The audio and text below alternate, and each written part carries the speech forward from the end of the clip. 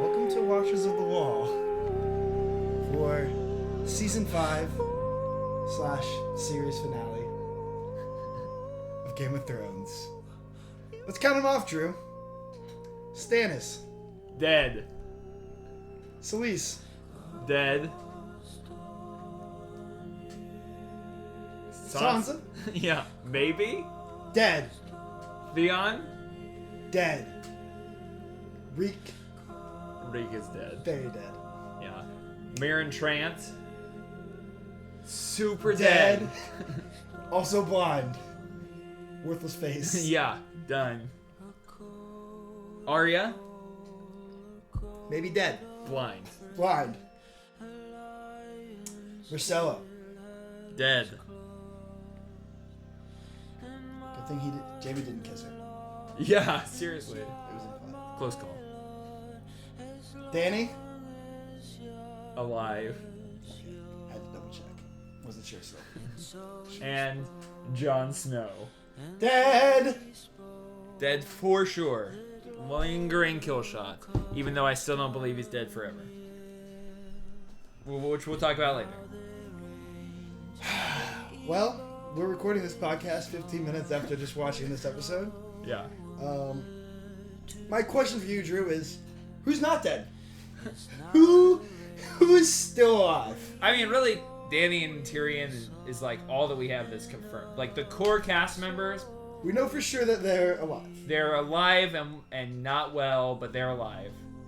Well, Tyrion's well. I mean, like, let's be honest. You know, a really easy way to just wrap up the season if they don't get funding for the next season, which they did, is first episode, Tyrion gets killed by the Meereenese. Second episode, Dany gets killed by the Dothraki. End of season. There'll be no one left. Series finale. Yeah, I think that it was a strategic move of HBO to renew for season 5 and 6 simultaneously, so Yeah. people knew that the show wasn't canceled. You could seriously take this episode, which is also called The Mother's Mercy, by the way, and like just play it as a You can series take finale. Mother's Mercy and shove it, because there was no mercy to be found in any scene of this episode. No, it was relentless. Definitely, probably the most violent and gratuitous episode that has ever been produced. The body count is maybe a serious high. Yeah, the body count, but also like the violence was about as gross as it's ever been with Arya's scene, and the sexuality / sexual violence was pretty much as gross as it's ever been with Cersei's scenes. Cersei took care of that on her own, which is a long time coming. Like, this is a hard Maybe that's R-rated film. Yeah, that was If a hard this was R. a film. That was a hard R. Yeah. Goodness sake. You got the 4 badges. Yeah. And it did not. They should have added a 5th. The 5th badge. For It should have just said for Game the- of Thrones at the end. batshit crazy. Everything. BC. That's a new one. So, why don't we? We're gonna try to talk about this episode, if that's even possible at this time. I'm gonna try not to get emotional. Impossible. Why don't we start in the north but south of the wall? Well, Yeah. no, let's start north, where the episode started. Samwell did it. Yeah. Which was Sam and an Jon. awesome scene. What a great scene! Just 2 dudes chumming it up over cheating on their vows. Yeah. I loved it. Talking about their sex lives, kicking it Not back. necessarily talking. Lord Commander didn't hear it, But he did. but he knows. He gets Spencer winked, by the way. the wink and the nod. The wink and the nod. Yeah, that was a great scene. It was so much less awkward than Samwell's scene earlier in the season. Carefully. I mean, he was great. Yeah, how did you do it? Carefully. That was the Good one, Sam. best. Oh my gosh. And he's off to Old Town Yeah. to become a maester.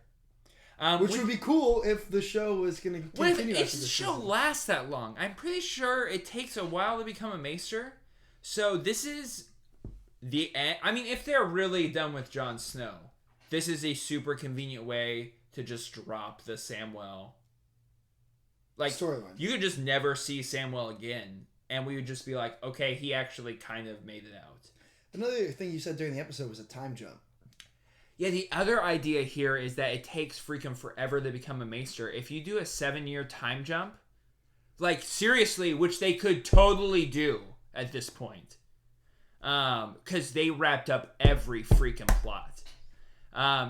So if you did a serious time jump, like 5 years, 4 years, 3 years, and Samwell is coming back to the Wall as maester, and they introduce like a new set of people or characters or whatever, whoever's going to take us in through to the finale, like, this would be the way to do it, right? Yeah. Well, I know reading about George R.R. Martin's conceptualizing of the book series. Yeah, which we were talking about earlier. He finished... The original plan was after 3 to jump 7 years and basically jump into the Winds of Winter.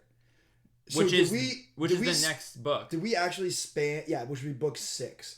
So So books 4 and 5, though, ended up filling in that time gap, and book 4 told half of the character's story, and book 5 told half of the character's stories. Yeah. But did that cover that 7-year time jump? Hell no. I mean, I know time in Game of Thrones is super... relative. Super weird. It's really unclear, like, how much time has passed since the first episode of season 1.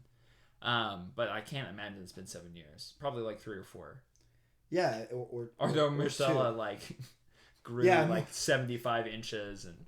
Myrcella was a full-grown woman before she fell. Yeah, that was crazy, and now she's done. So that would be interesting to see. But we're gonna do, instead of Tales from the Citadel, because there wasn't like a new element added to this episode. No, I'm not. We can't talk about too much. There's just too much. We're gonna hypothesize any one thing. Yeah, there's too much of any one thing.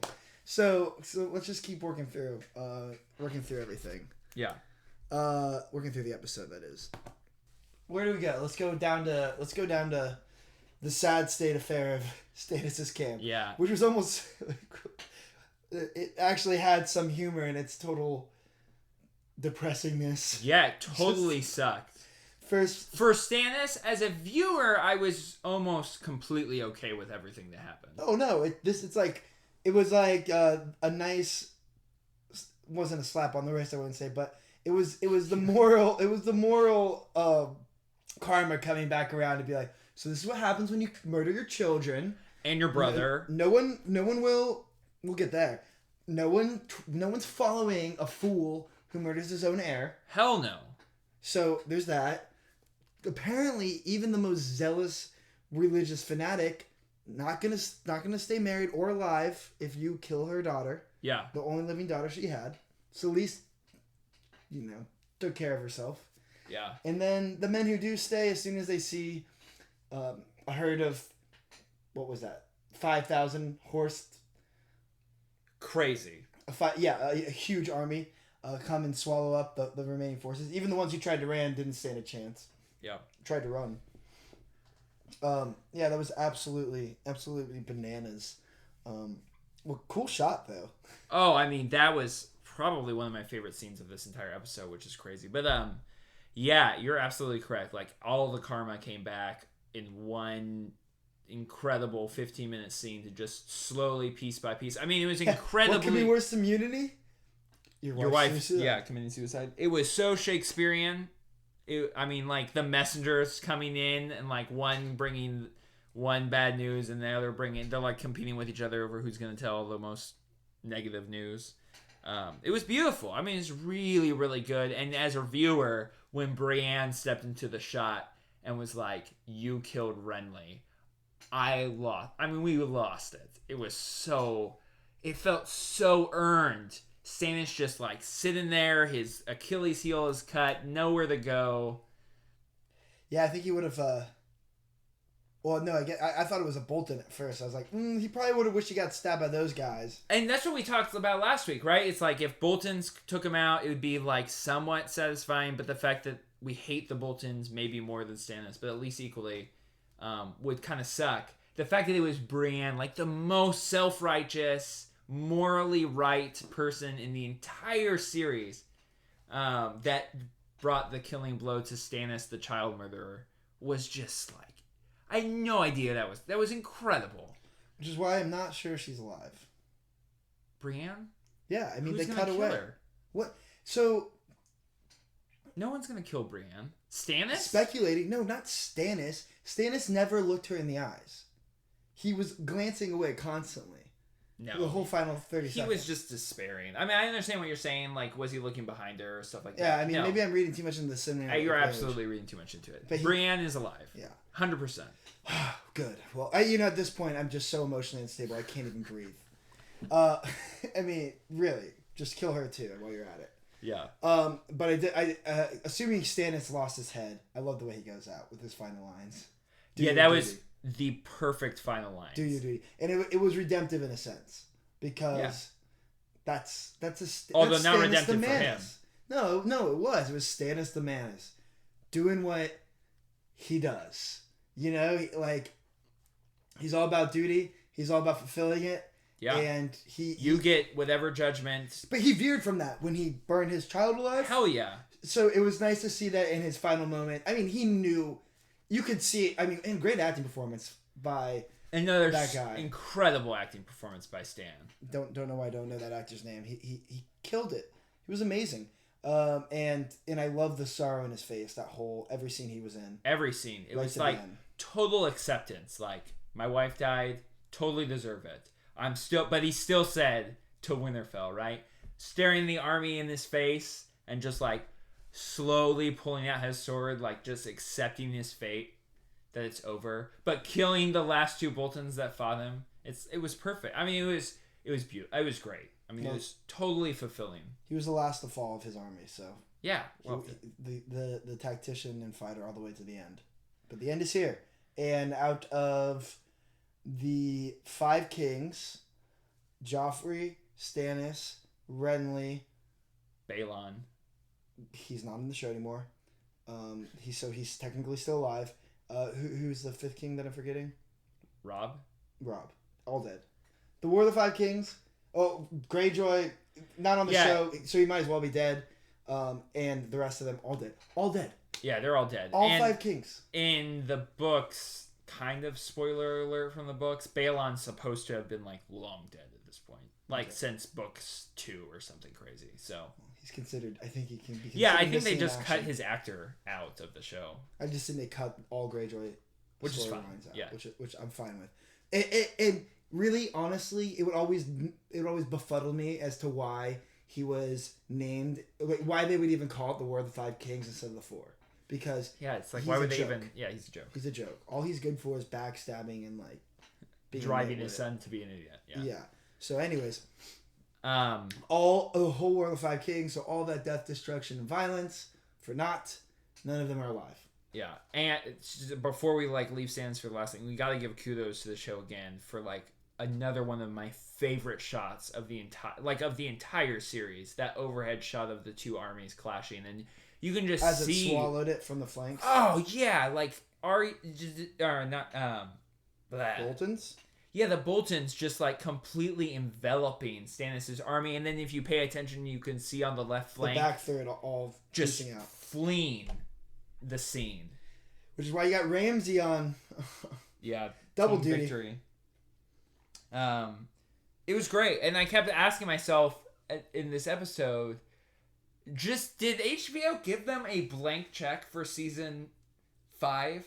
Because they had so many special effects, crazy scenes. Yeah, it was pretty insane. They totally those army scenes, that and the Dothraki scene, which we'll talk about later, were both equal on par to the ones that I've seen Lord of the Rings and other sort of crazy overhead war scenes. It was incredible. Yeah, at this point, the show can no longer measure itself against television. In terms of effects and the grand scope of what they show, absolutely, it is on the level of any film that Hollywood is putting out. In fact, I'd watch Hard Home, and any episode from this show, I'd pay $8 well before I go see any of the garbage that Hollywood is spewing out on a weekly basis these days. Except for Jurassic World, which was great. Jurassic World had some really good effects. Yeah, really good effects. We'll save that for our movie podcast that doesn't exist. So, before we head further south, we got to make a pit stop in Winterfell, where there was no shortage of action inside of the keep, as Sansa finally worked her way out of the room using that wine key that we saw her snag a few episodes ago, which is just another good use of wine keys, besides their practical application, and made it up to the tower, and timing couldn't be worse. Yeah, that felt a little weird. Like, all that build up for the tower thing, and then, like, they just so happened really to turn their way. Just been chilling there, watching the tower. Yeah, I guess that's what we're supposed to assume. Yeah.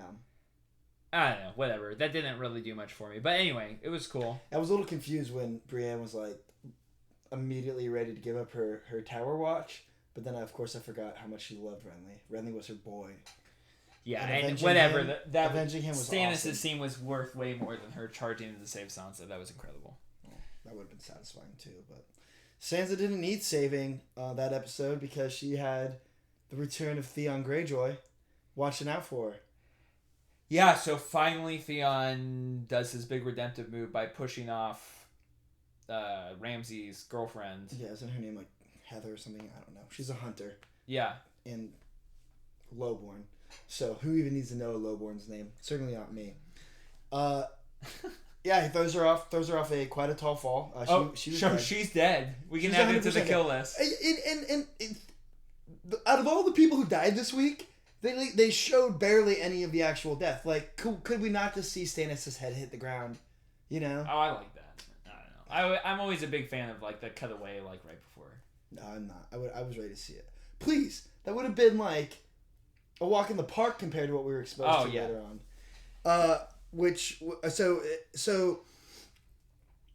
Theon throws her off the ledge, and I feel comfortable calling him Theon because that was a Theon move. For sure. Yeah, no, Theon's back for sure. Then he rolls up, even though he's still got that limp, which I guess is a permanent affectation, and then grabs Sansa's hand, and they... Okay, so here's where I have some questions. Grabs her hand, they look into each other, no question. Jump. Like, it wasn't even a matter of, like, should we jump? Is this a good idea? It was a matter of, like, did you get your footing? And they go. And they fly off. But Winterfell's home field advantage for Sansa. And these castles are not known to be fully documented in their blueprints. Could there be some kind of safe passage awaiting them below? Maybe a feathery pillow? There be... You're overlooking the biggest feathery pillow of them all, which is snow. Man? Snow. It's been snowing for, like, we assume at this point, like, a month or a week. Like, there could be easily 6 foot of powder there. So, yeah, they jumped off a super tall building. It's probably not, like, the best move to make.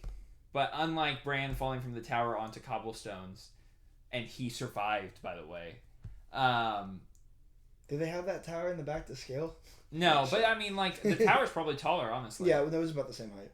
They jumped off the wall. It's a horrible idea, but, you know, ostensibly, could they have... You die when you hit the ground, which is better than Ramsay finding out. So, yeah, my guess is they fall and, like, one or both of them survive. I could easily see them, like, pulling in episode 1, like, Theon mangled his fall, but Sansa's still alive, or Sansa mangled her fall, but Theon's still alive type thing. Yeah. But either way, it's a big old question mark. Was that a suicide jump, or was that a victory, or like a freedom jump, or was that a suicide jump that sort of accidentally turned into a, oh my gosh, like the snow broke her fall, we're still alive? Yeah, so if so the snow broke their fall, I mean, would they even attempt to run? Wouldn't it be best to just try to hide within the confines of Winterfell? No, they'd be dead if they stand but they stand less of a chance out in the wilderness. Who cares? Theon's worthless. Sansa can't do crap other than be courteous. I don't know. There's, like I said, there's a lot of hallways. But Brienne's still there. Well, Brienne is in play. So Sansa runs. Brienne finds them. This is possible. Or finds Sansa. My guess is okay. Well, can we save that for speculation time? Sure. Yeah. Yeah. Let's keep on trucking to Arya. That was a cool scene. I don't know if like cool's the right word. That was so good. Well, it was cool for a second. All right, I loved it. I mean, yeah, go for it. You got her taking the beating, and then whipping out her shank and delivering the faceless god's justice. Well, no, it was Arya Stark's justice. And she clearly identified herself as Arya Stark, and Meereen Tran as no one. Yeah. Before she opened his throat. But I loved it. I mean, seeing her first of all wearing one of the faces. Yeah. Was really cool, and then was super cool. Destroying Tran's face was so satisfying. Although I wish I would have gotten to hear him say that he killed Syrio. Maybe that was exposition. Maybe it was. I mean, because the rumor has always been that he didn't die. Oh. That the water dancer lived. And we didn't get the answer because he had a sock in his mouth or something. Well, she pulled it out at the end. Yeah, but she was asking other questions at that point. Yeah, she was like, he had trouble who answering those as well. He's whoa, whoa, whoa. But it felt great. I loved seeing her get to full... I mean, we've gotten to see Arya kill some people, but, I mean, that was her full-on assassination attempt, which is awesome. Yeah, and that was like a full-on, like, on purpose. I guess the only other time I've seen her do that was in the bar with the Hound when she, like, stabbed the guy through the throat. Like, intentional. She had complete power over him at that point. Mm-hmm. Like, doing whatever she wants to do. Oh, no, she's not one for mercy. Yeah, that was insanely... I mean, it was disgusting. On the same level, it reminded me just like the Red Viper thing because of the eyes and such. There's a little less brain. Yeah, there's a little less brain. Yeah, there's a little less brain and a lot less love lost on Tran. Yeah. Who, correction from last week, we did a little confusing of Meereen Tran and Janos Slynt.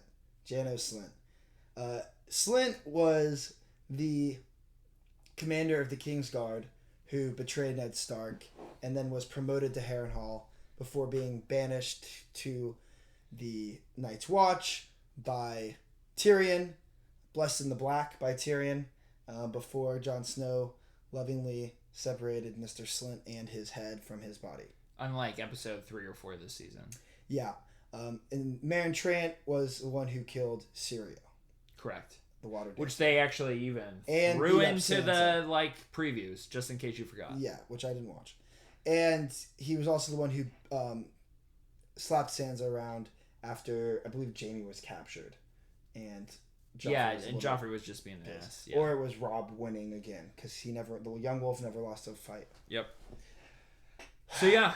So, after Arya gets her sweet revenge on Trant, she heads back to the temple to return the face she stole, yeah, and was met with Jaqen, a few friends, and the waif chick who was always tattling on her. Yeah, and she gets called out for being totally Arya Stark, which we knew from last episode that no one was buying.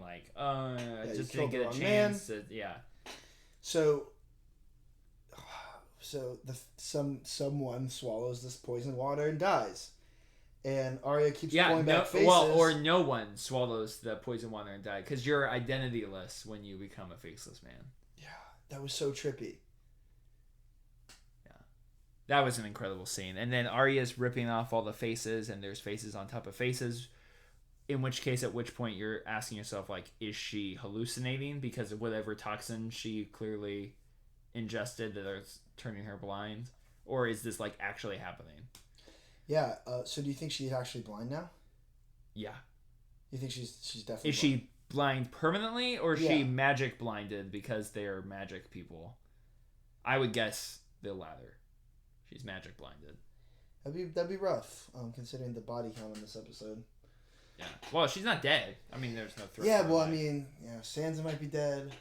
We got a couple Starks left. But she can't be a Stark, which is kind of the point of that episode. Yeah, so she was regressing, right? She had put Needle away. She put her old clothes away. She had cast it to the bottom of the ocean, even though they did kind of ask her to burn them. But anyway, so she laid that aside, and she had retaken up her identity as Arya Stark, obviously in defiance of everything they stand for. So she had to pay the price, and only death can pay for life in an incredibly, whatever it is, foreboding scene.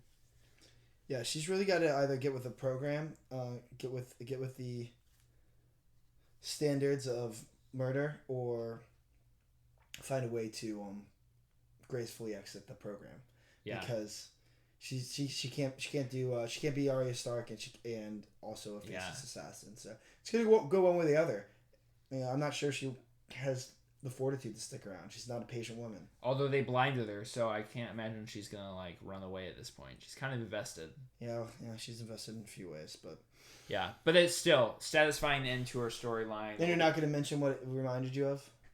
Oh yeah. Of course, when she saw her own face and the guy that just died, it's like the Darth Vader Luke Skywalker scene where they battle in Dagobah in the dark side cave. And this was Drew and I's first opportunity to watch a Game of Thrones episode together, so we had some side dialogues going throughout the episode. Maybe too much on my hand. You I talk a lot.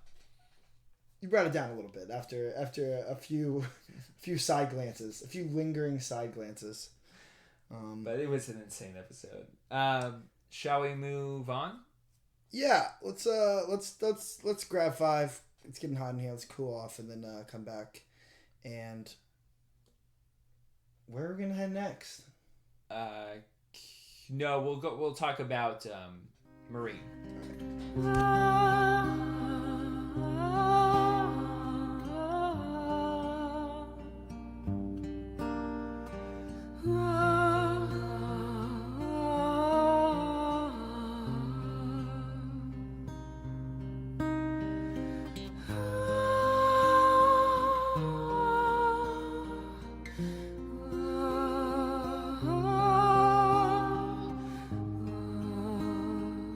So, let's head over to Essos and shoot the shit with the Meereenese Misfits.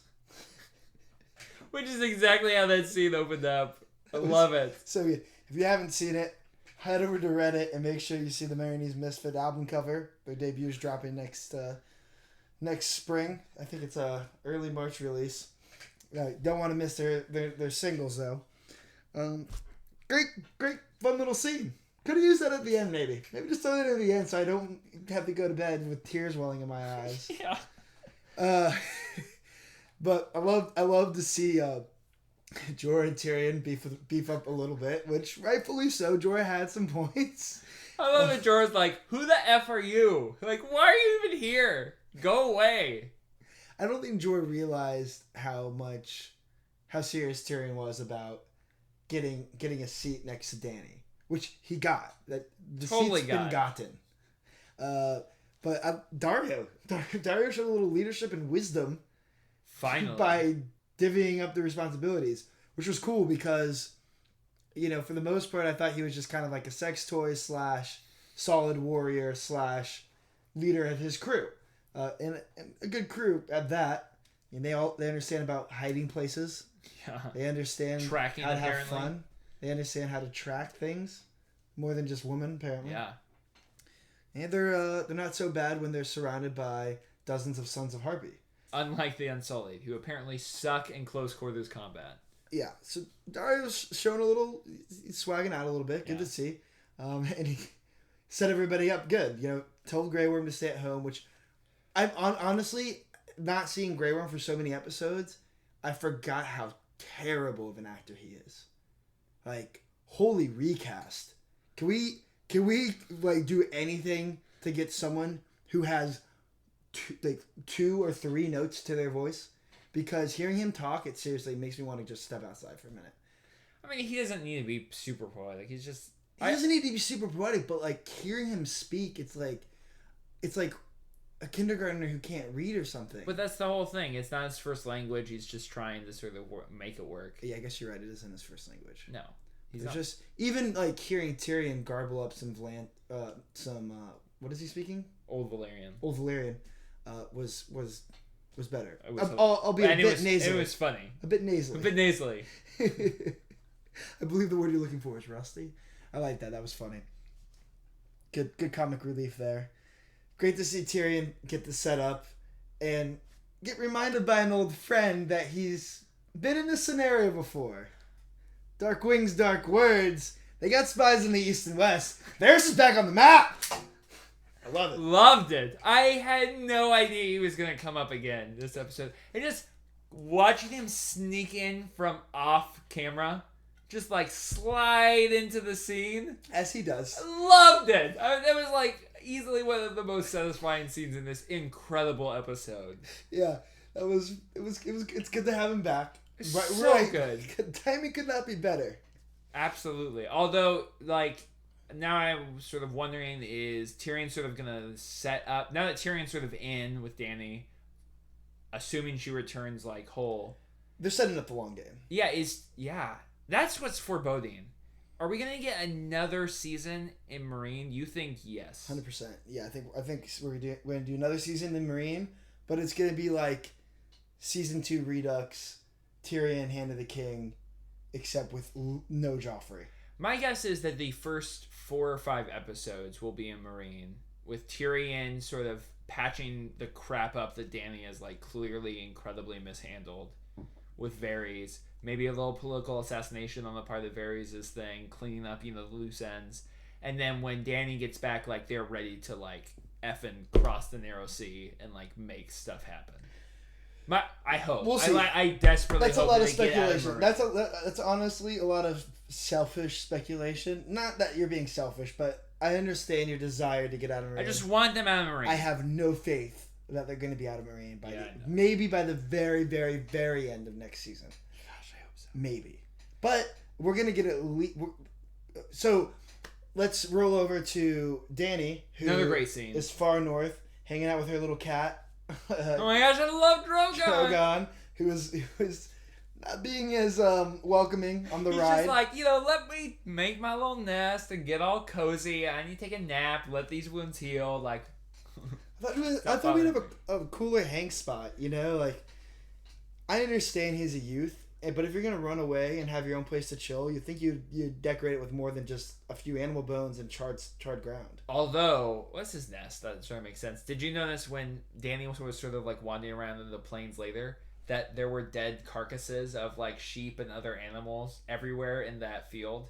Nice subtle detail. Super subtle. Loved it, right? Like, these are his killing grounds. And that's probably why the army is coming. Like, they're coming probably to, like, kill the dragon that's been eating all of their food. Yeah, I was going to say there was something else in those fields that took my eye.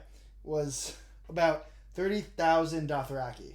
And another incredible overhead, like, just beautiful... Where did they shoot that? Holy cow. I don't think it's a real place. I don't think it was real either. It was gorgeous. It seemed to be just a beautiful digital rendering of northern Meereen. Dany dropping a ring as a little, I hope you guys can find me. Yeah, which they totally will. Yeah, we'll see. But, yeah, so do you think that the Dothraki cow that rode up on her, I mean, at least I suspect that they might know some of her past history, which involves her indirectly leading to the murder of the greatest cow to walk in their lifetime. Yeah, never lost the fight. My guess is two things. Well, do we want to do this now or do we want to do this at the end? But yeah, I strongly believe that this is Drogon's group.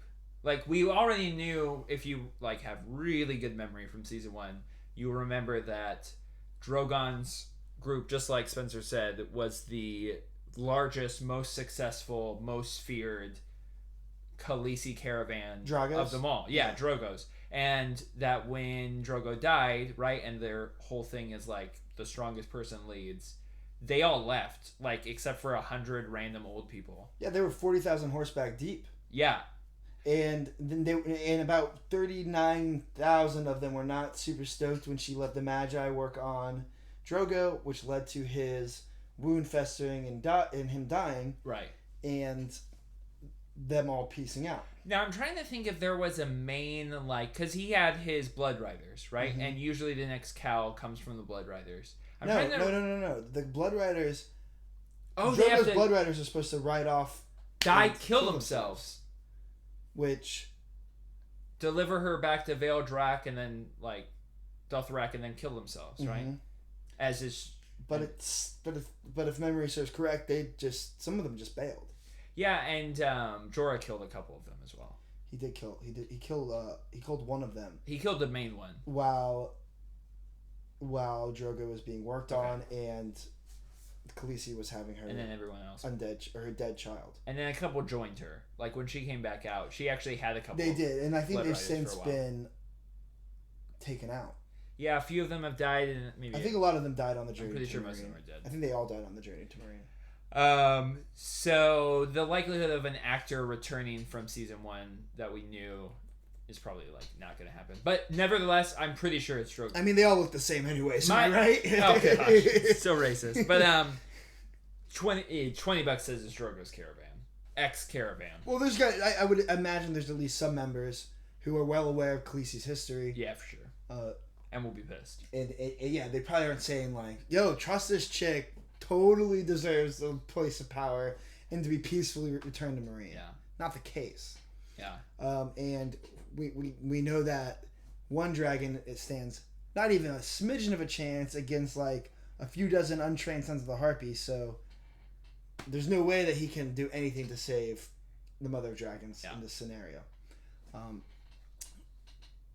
Love it though. Great scene. Yeah, and how great was it to see and now we got Jorah and Dario who are going to have some very interesting conversations about Dany. Yeah. On their way to rescuing her. Absolutely. And some really great scenes again with Dothraki. We love that group from season 1. Oh, I'm so stoked to have them back. I love that they're back. I'm pretty sure they're back to stay in one way or another. I don't think they're going away. So, I love that culture being back in play. No, it is really great. So well developed in the early seasons of the books. And they did all sorts of stuff in the first season. They developed their own language for them. They have their own clothing style and fighting style, and they have something that they're horseback. Awesome. So they have something that the Unsullied don't. And numbers. And just numbers. Crazy obscene numbers. So that's gonna be interesting. So I mean, if I have to deal with more Meereen, I will take it with a large helping of Tyrion and Varys with a side of Dany and the Dothraki. Love it. That sounds great to me. I can ride that for a season. Whatever. Assuming the show's not You're canceled. You're going to ride that? Assuming the series is not over already. Yeah. All right, so now from there, yikes. I hope can we experience technical difficulties for this part of the episode? Yeah, conveniently cut it out because I don't want to talk about Cersei slut shaming. Yeah, so we're like we said, we were recording this at 11:55, just a couple hours after the premiere. So we don't know what's gonna happen. I can only imagine the internet is gonna go like nuts. It's the season finale anyway. They always go nuts at the end of each season. Love it or hate it, they always go crazy. But this season especially has had a lot of instances of why weird representations of women, and there wasn't anything redeeming that. We forgot Dorne. We'll go back to Dorne. We're already in the midst of this, but we have to talk about Dorne. Yeah, we do. So with this Cersei scene, which is the titular scene, so the episode's called "The Mother's Mercy." That's referring to Cersei's big scene. We started with an episode. I was honestly shocked they didn't end with this, because the first scene of episode 1, season 5 was a flashback for Cersei, the only flashback we've seen, getting her prophecy, and then of course like this climactic scene being at the end. So it's huge. It's a huge Cersei-oriented season. Mm-hmm. The fall of Cersei. The fall of Cersei, for sure. And she literally fell a few times on the Walk of Shame. But it's just...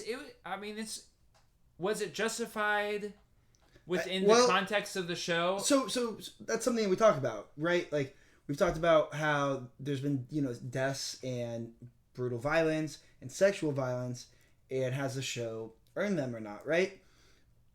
Which is a complicated thing to talk about, but if anyone has earned anything, Cersei has earned this fate. She is the reason that every piece of action has she was the first.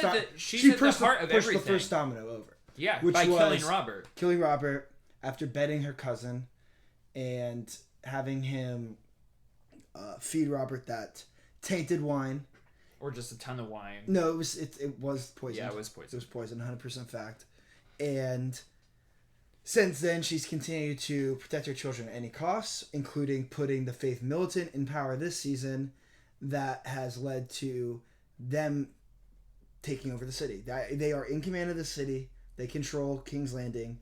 The High Septon is far more powerful than the King, as completely explained by this episode. The fact that the City Watch and the Kingsguard have a line drawn where they are allowed to accept her was clearly indicative that the control of the city, even though the Red Keep towers over the entire landscape in that whole shot, which is the recurring, visual motif for Cersei that keeps her walking, that keeps her upright for the most part, is the Red Keep. The High Septon and the Sparrows. folk, and the folk of the city, the who clearly don't wear underwear ever. No. That is a situation now at the Iron Throne. Yeah. Which really goes to reinforce why you don't want anything to do with the Iron Throne right now. And terrible chair to sit. Like, while I didn't, I mean, obviously it's a horrible scene. It sucked. And even though I hate Cersei, everyone hates Cersei, right? She's a pretty irredeemable character. It was a really tough scene to watch. Love to hate. Yeah, love to hate. It was brutal. She humbles herself with admitting one. The smallest one, which is I bedded Lancel, my cousin, and while Robert was still alive, and then maybe after the fact. But that's it. She didn't admit to killing Robert. She didn't admit to incest, obviously. And she certainly couldn't. She cannot admit that her sons are illegitimate. Like that. Oh, no, that would never. She is only interested in protecting her children. children. Clearly, whether or not Jonathan Pryce's the High Sparrow buys it or doesn't buy it, I don't think he's gonna push too hard on the illegitimacy of Tommen. Like, he was super quick to say good, right? Like, you're not admitting that. That's great. I don't know if he's winking or not, but he does mention him. He does address him as Your Grace. Yeah, he says everything that we're doing to Cersei is sort of in his name. So I don't think he wants to stir. He wants to stir the pot for sure, but I don't think he's willing to delegitimize Tommen. No, that's not his move yet. I don't think it's going to be his move. I don't think it's going to be his move, and maybe because there is no way to prove it. Well, yeah, except for there's no way to prove anything that they've been doing, but they just do it anyway. Well, in a way, I mean, there is no witnesses. There is literally no way to prove that Cersei, other than Jaime confessing. Yeah. Let's see, or her confessing. Let's see, yeah. As far as neither of those two parties, it's not like they have DNA testing. Yeah. We're not going to Judge Judy and going over, who's the daddy. But going back to the question we raised earlier, was this scene justified? And the same question we asked for the Sun scene, was it justified thematically, and was the treatment of the scene in the context of the show somewhat appropriate? Was it not exploitative? Yeah. Was the scene justified? I think it was. First of all, it came straight out of the books, so all of those and the Sansa scene was never in the books, so blah blah. Which was blah. the big number one. Yeah. Burning. This is the climactic moment for Cersei's character. This is the final scene that we see her in Book 5, Dance of Dragons. So, it's totally justified in the book. In the context of the show, they had the scene in season or episode 2 or 3 where they raid that brothel, and with the High Septon, they beat the High Septon. He confesses, obviously, to the whole brothel thing, and they make him walk outside and do the walk of shame naked. Right? Do we all remember that? So there was a pre-shadowing or foreshadowing of what was to come earlier in the season. It came directly from the book, and then of course all of Jonathan Pryce's speeches with Olenna and with Cersei about stripping away the finery. What will you see when all we see is you? Confessing and repentance and pulling everything down to the bare essentials. Yeah, it was a emotionally troubling scene, but definitely not in a sense that I felt they were, like I said, exploiting the character in any way. I mean, I was shocked as someone who had no idea what was coming just like first seeing them ripping off her golden locks, I honestly thought like that was going to be the extent. I did too. Like, I mean, I thought that might have been how they cut. They're washing her up. It's like, all right, they're gonna take her back to the Red Keep, but they're gonna cut off all of her hair, which is a very powerful symbol of her heritage and her power. Her long golden locks are legend across the entire realm. Mm-hmm. Everybody knows that Cersei, that's her thing, and so I mean, her bleeding forehead, or in scalp, and just her miserable state, her sad potato sack. I mean, I didn't want to believe that they were going to do that until the last second when they just ripped her clothes off. Yeah. It was brutal. And it was full frontal. I mean, and it was full frontal. Oh my gosh, yeah. It was full frontal, and then there was full frontal. Male nudity, they just were... Which I honestly feel like they threw in just to be like, listen, equal opportunity somewhat. Like equal opportunity They don't do full frontal almost ever in the show. I'm trying to think of another moment where we've seen it. No, I don't think it's happened yet. Which could be a correction maybe later. a minor character. But I don't think we've seen... There was a lot of scenes in whorehouses in the first couple seasons. And they obviously have no problem with boobs in the show. But I don't think we've seen anything beyond that. So this was the one scene. So they saved it. Better or worse, they saved it for this. Saved it? Yeah, no. Just... For thematic reasons, whatever. Yeah, it was a... and obviously all the language. Now, you know, we could get like super meta with this scene. Like, is the scene and the language and the profanity, like, is this a reflection of sort of like the Twitter shaming type stuff that's happened like all season long with all of the controversy, right? Well, this show isn't built in a way where you can have reactions. They don't have reactions built in. There's no ability to... I mean, like you said, this scene's from the book, so I don't think it's a commentary in any way. But nevertheless, it seems happening. Somewhat poignant as like a representation of like some of the stuff that happens on the internet with all of these things. Yeah, I mean, I think it's a good... Well, yeah, and I think it's a good representation of how this show is not just about sensationalism with sexual violence. I mean, this is something that's been building up since literally the first actions in the first season. Yeah. As soon as they get back to King's Landing with Ned Stark, this scene is precipitated by those actions. Yeah. So I don't know. I don't know. Do I love seeing more sexual violence against women? Again, no. But at the same time, in the society in which this show is set, is sexual violence against men as much of a punishment, except in the exact circumstances that Theon was sent through? Yeah, I don't know. Removing your manhood? I mean, short of removing someone's manhood, this is that's there's really no equivalent to what just happened. Yeah, it's crazy. It was a crazy scene. It'll be super controversial, and I don't know. But as far as like contextually and thematically and metaphorically, like, it was all brutal. It wasn't sexy, which I mean, the other controversial scenes haven't been. So it's certainly not glamorizing what's happening at all. Yeah, or sensationalizing it. Oh man. So, yep. Speaking of Lannisters, we got a short scene in Dorne, which wasn't even a short scene in Dorne. It was a short scene leaving Dorne up top. Yeah, and I never thought I'd be excited about leaving Dorne at the end of season 4, but my gosh, I was thrilled to like see those characters go. Although, are they gone? They didn't make it far into international waters before trouble brewed. Before finally something happened. And I know I'm like not supposed to, I mean, it's an innocent girl, and she is innocent, right? Completely blameless. Completely blameless. And after a super tender scene, which anytime you have a super tender scene in Game of Thrones that makes you seem like a good person, your death is coming. Jon had a super tender scene with Sam, and she had a super tender scene with her bro, her dad, her dad, uncle, slash uncle, slash thought they were gonna kiss for a second. Yeah, slash glad they didn't. Yeah.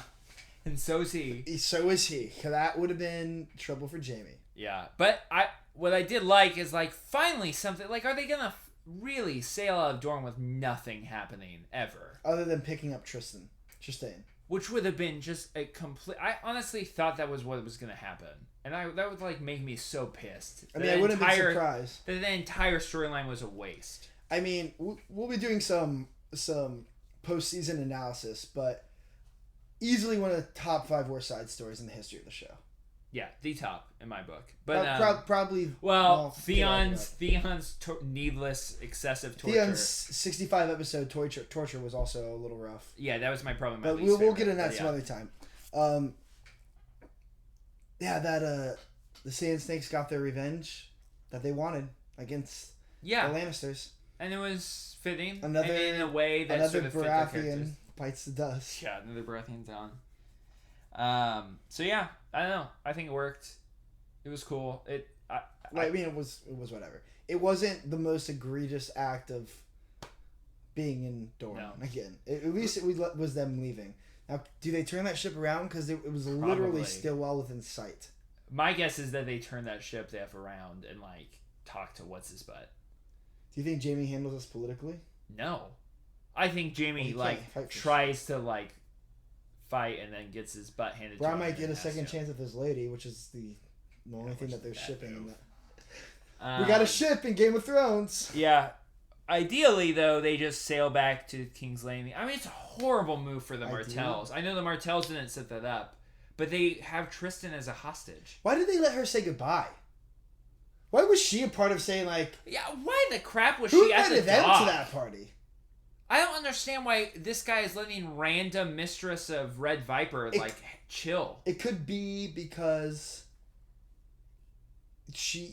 the scene last week where she bowed down and started crying, and it's the long game and all that. Yeah, it was maybe Prince Doran wanted to kind of have a hey, this lady's not totally awful. Why would he come care? out and say goodbye. I don't know, man. Why is she still alive? The Dorne stuff just is. It doesn't make sense. That none of that's in the book, I'm assuming. I forget if she died or not. I don't remember the Dorne stuff being that impactful even in the books. But and then obviously Bronn doesn't exist. No. Yeah, Bronn doesn't go over there, and neither does Jaime. Let's stop wasting our time at Dorne. Yeah, but still, okay. So as far as best thing to come out of Dorne, most impactful to the story is Myrcella dying. Yeah, but nevertheless, it felt way too long coming, and it's still if you're gonna examine that plot for even half a second, it makes absolutely no sense. Why that situation would even be available. Yeah, it makes no sense other than for one of the Martell sisters to do her thing on Bronn. It is interesting. We side note have played a little Game of Thrones trivia this weekend. Yes. You may or may not have joined in. It was a national competition called Geeks Who Drink, or hosted by Geeks Who Drink. It was put together by them. It was hosted by the local New Orleans bar, 12 Mile Limit. Great bar, best bar in the city. And Drew, my brother, has been in town for the last 5 days. So we went down there, and one of the questions was about weapons.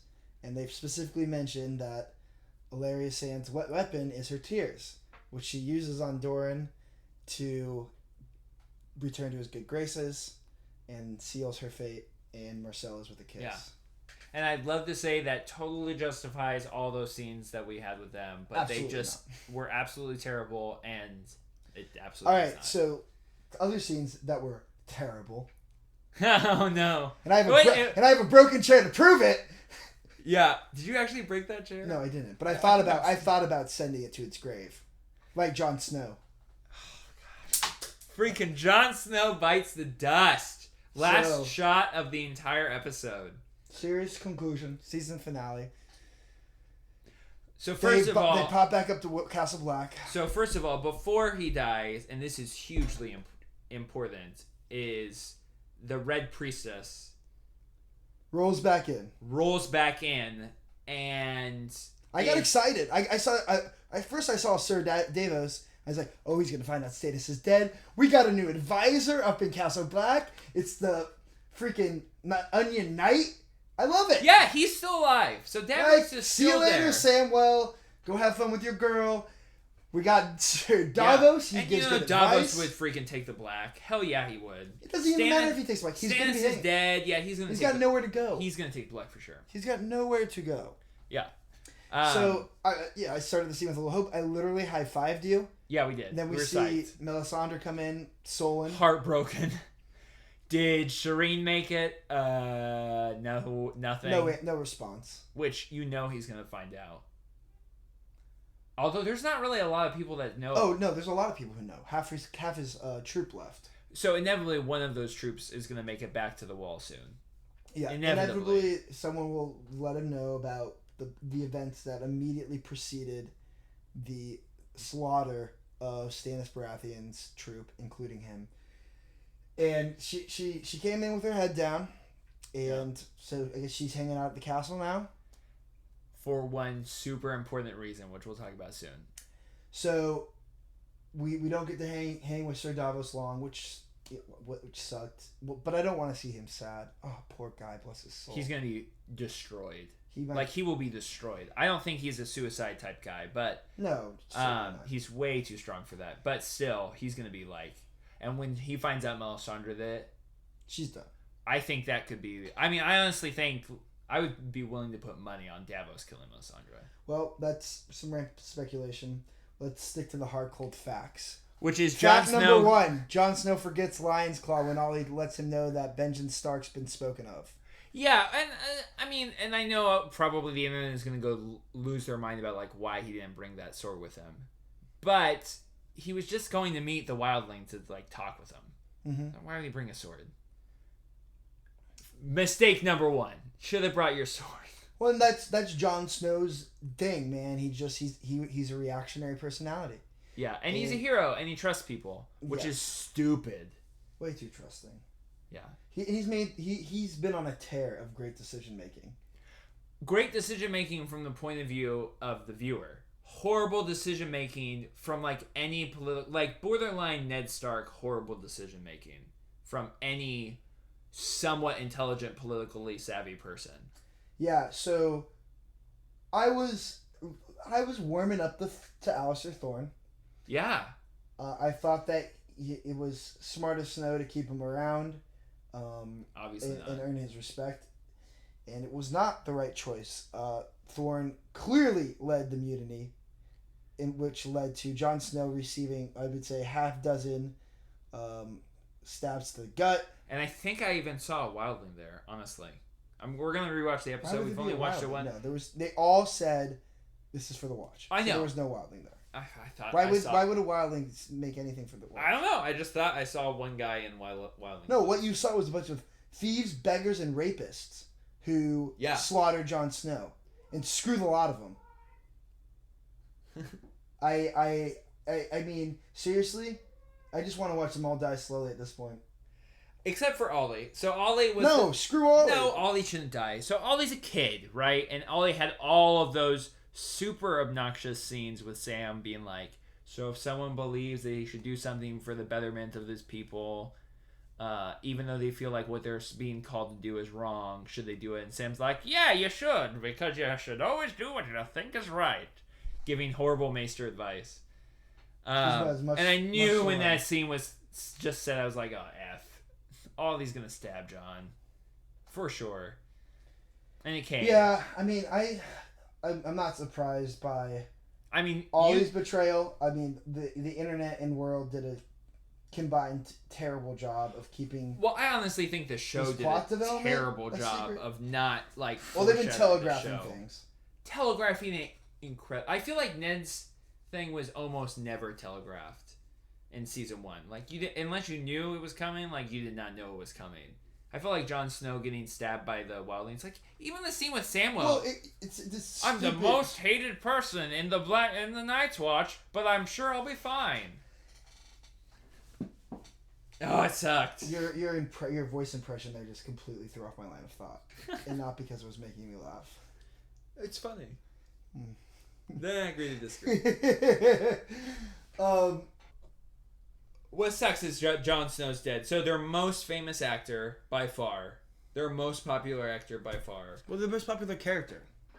I mean, they will lose viewers for this move. Like, there have already people that have been saying, since they telegraphed this so much, like, if they actually kill Jon Snow, I'm done. So, because you have to ask yourself a question, right? At what point does Game of Thrones become so painful and like such a like hour of misery that you just stop caring? I mean, if there's any episode, it's this episode, right? Like, is there ever seen someone who died or or it had some fate that was almost worse than death? Like, it's like, at what point is like the realm of death and misery and like crappy things happening to good and crappy people like? Does it just like suck and you're like, this is either too close to what happens in the real world that I'm like tired of it, or it's way more than like the comfortable real world I've established for myself. Yeah, absolutely. For like most of us obnoxious like middle classers, like this is incredibly dark. Yeah. I mean, this week was the body count was higher than it's ever been. I mean, basically everyone. Two of the main characters of this season are dead. Yeah. Two of the main characters.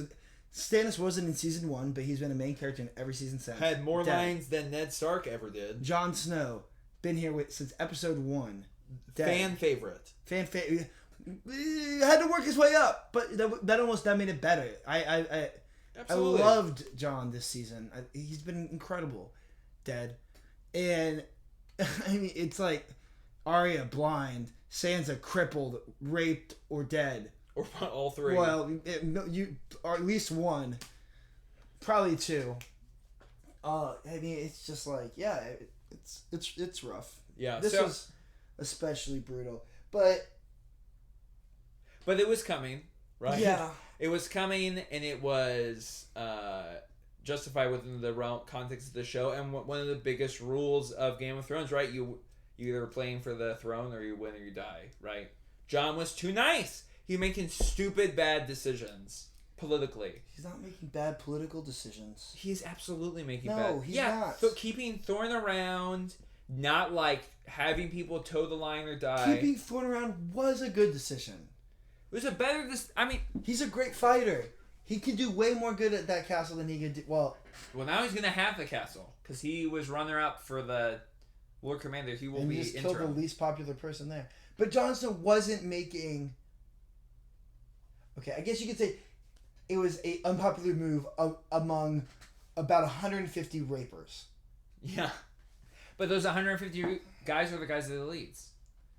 And if you isolate your base, right? Any politician knows this. If you isolate your base, you compromise the possibility of you ever being able to achieve whatever it is, political goal that you're trying to achieve. So if his goal is ultimately to unite the Wildlings and the Night's Watch, isolating his Night's Watch crew was a horrible decision. I refuse to believe that bringing the Wildlings into the fold was a bad decision. And honestly, it was a good decision. It's obnoxious that like no one else can see. He just saw. Well, amen. He just saw 10,000, an army of 10,000 undead soldiers. Yeah. Raised off the ground, and he's got literally 5,000 or so people to back him up, who all saw the same thing. Most of whom are way better fighters than any of the Night's Watch guys. So first of all, why wasn't like Tormund there or other members of Wildlings? He needs like that's where what he needs to do. That's where what he needed to do. Yeah, why didn't he have a body like, especially since he sent Sam away. He pulled the same stupid call that Sam did when like Jon went away, right? Like, you got to hole up.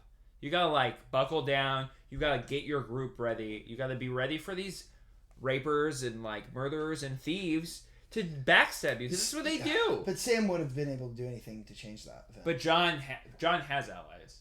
Like, where the crap was Tormund Giantsbane. Yeah, that's what I was saying. And or any wildling or a couple leader. of Thens. In my opinion, if you're gonna tuck the wildlings into your political fold, you need to keep some of them in leadership. And you need to like. Of course, they are settling in new lands, so it's complicated.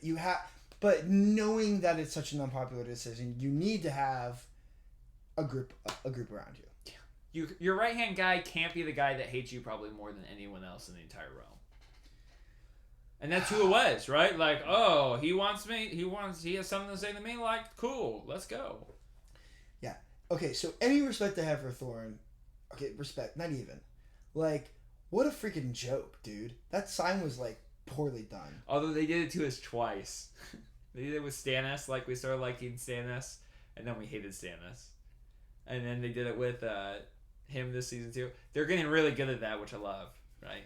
Making your villains not as villainous as you want them to be. No, it was cool. But then he's way worse than I ever imagined.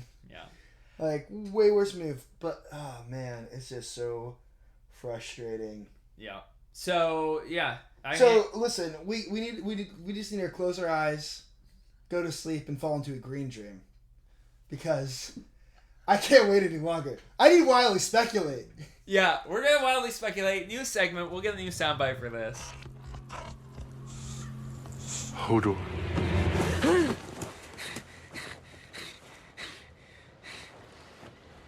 Why did you wake me? You've been gone for hours. Oh man, the third eye Raven visited me last night. Yeah, he had some strange dreams. So some cool news, if you're a Game of Thrones viewer, is that the books have like nothing more to offer. We know a little bit more about a few characters, which I'm not going to name because that would be obnoxious. But almost everyone is exactly where they are at the end of. And you said there was 3 big scenes, and every single one of them was in this. Yeah, and that was before this week. Cersei doing the walk of shame. What's his name getting Jon Snow getting axed, and Theon and then Sansa wasn't in the books like in this particular area, but Theon jumping and like running away. Oh, I figured.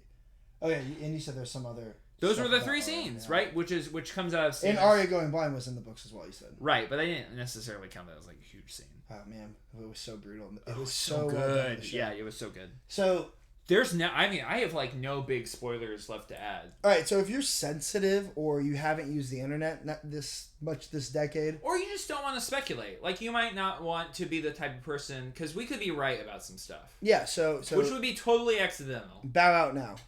Yeah. So this, I guess we call this like. Are they gone?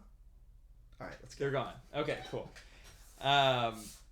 So first we gotta start with Jon Snow. What do you think is gonna happen?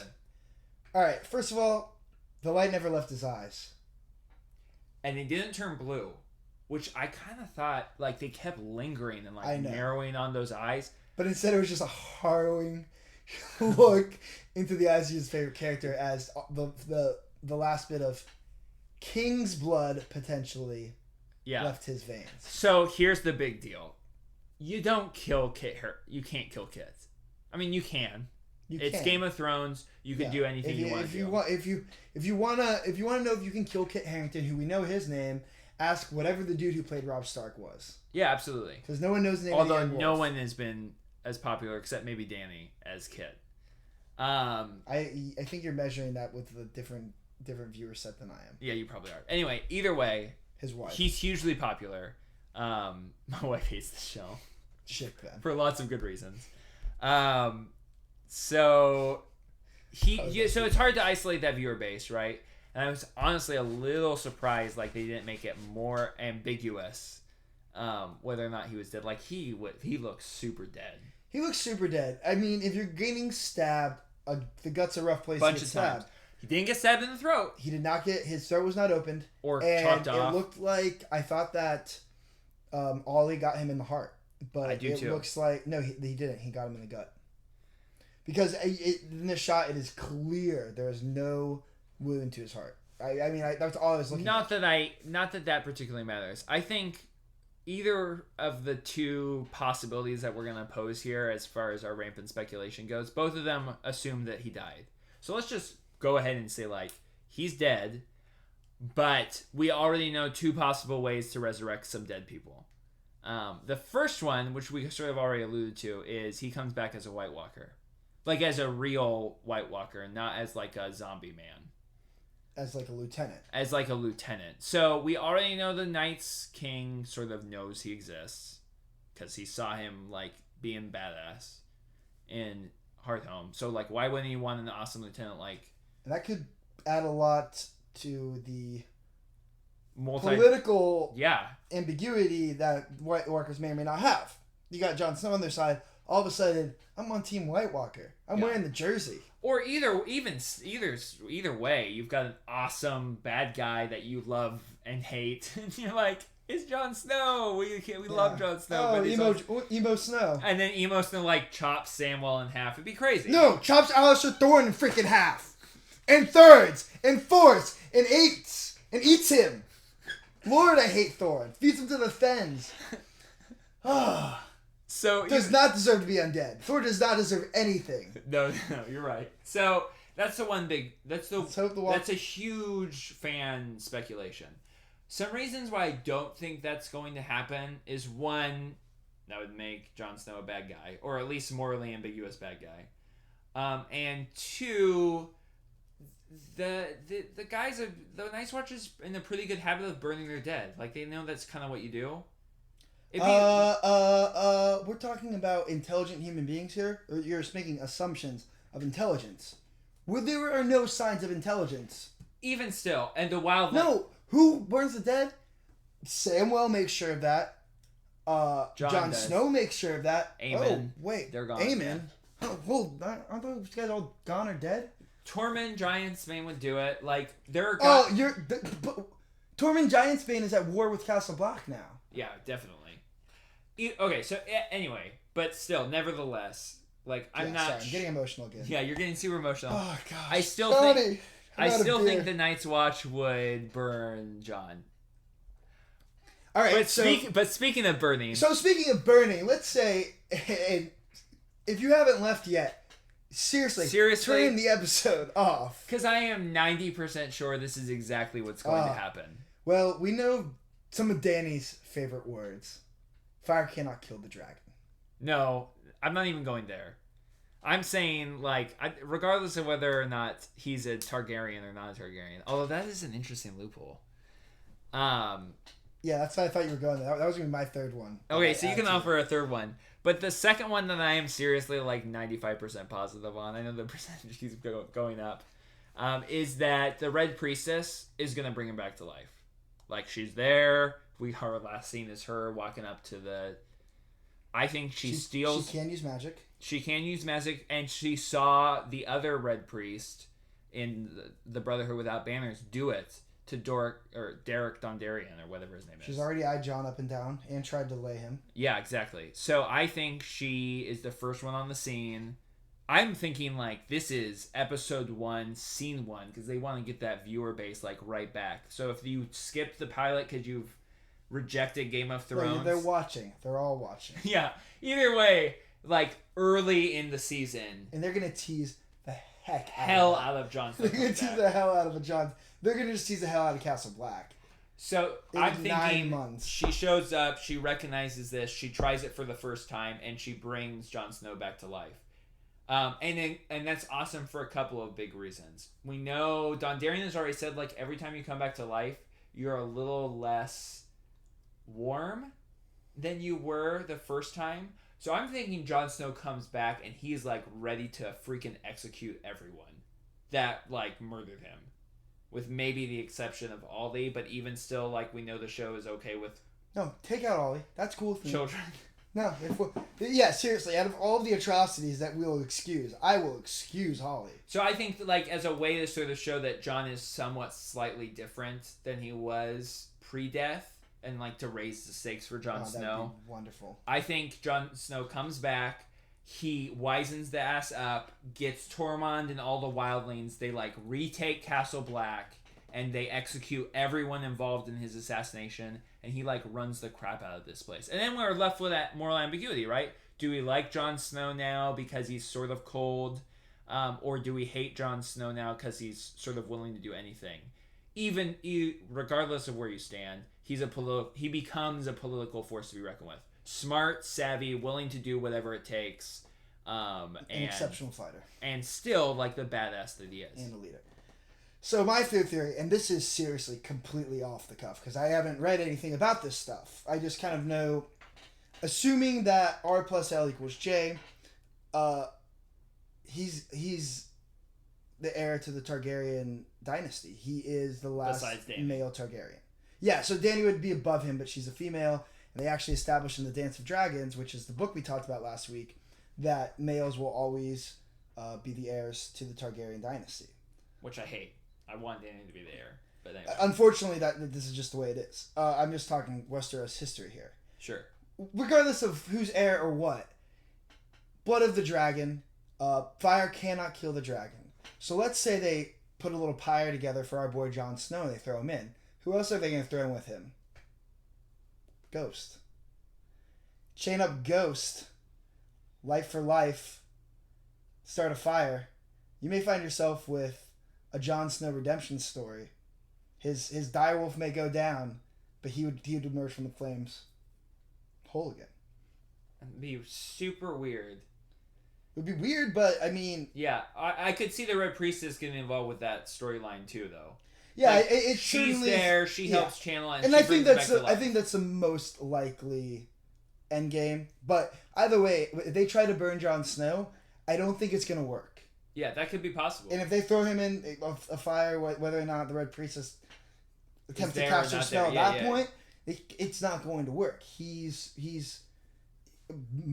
basically 100%. He's like 99% likely to be Rhaegar Targaryen's son. I don't know if I'd say 99%. I'm not even sure I buy that idea. I would love Jon Snow to be like a normal commoner person that's done all this stuff. No, as someone who's just read book 1, it is telegraphed hard. It might be. It is telegraphed super hard. Maybe it's George pulling a fast one, but it like just from the subtext of the first book, they relate those stories very closely together. But before we sort of end this sort of speculation with Jon, like how do you think he's actually? Because obviously the last possibility is he's dead. Like he's done. He's gone from the show. Do you think that's actually going to be the case? No, I can't believe that. I don't because either. If I believe that, I literally don't have anything to look forward to. And I'm serious. I don't give a rat's ass about anything else in a significant level. I mean, all right, cool. So like Tyrion can be quippy. It's like I can watch shows that are a lot less emotionally like draining and tough, and get cute quippy dialogue. Dany is going to be roaming around in the desert for a little while, or the grass sea. And her storyline has dragged. The Lannisters are just falling apart. The Lannisters are dying, and they're going to be done soon. It's like, all right, so then we got the Boltons, Sansa. We got Arya, who's now blind. It's like I can ride to an extent, but I mean there is no redeeming story. Yeah, and we need like a huge win. I think after this incredibly soul-crushing season where almost nothing good happened,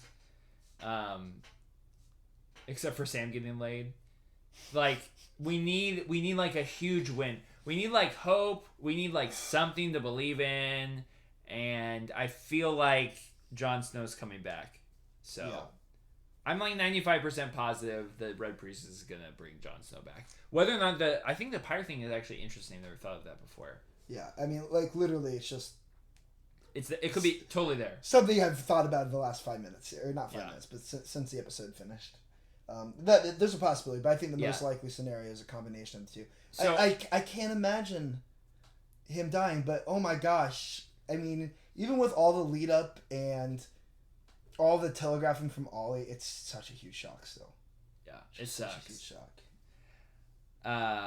Any other things we want to speculate about? Okay, so the other big... We did a lot of mid-episode speculation. Yeah, I mean, some of the stuff is obvious, right? So Cersei's still going to have the trial, and that'll be the whole target. Marjorie and Loras. Marjorie, they'll come back into play. So we know that's going to happen.